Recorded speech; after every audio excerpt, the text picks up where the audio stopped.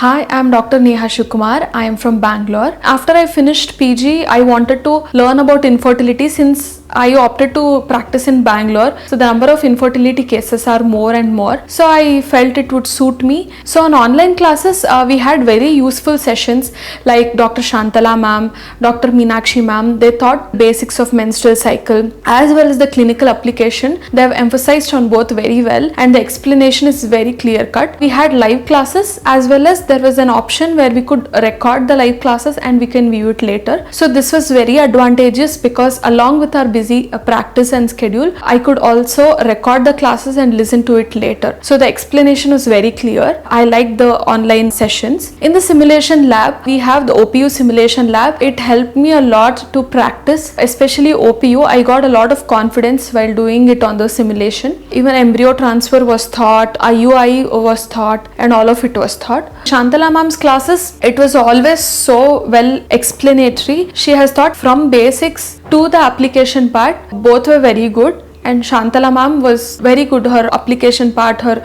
ART techniques, how to stimulate the ovaries, and her drugs classes, the practical application, the basics of everything, including the oogenesis, spermatogenesis, everything was so clearly explained.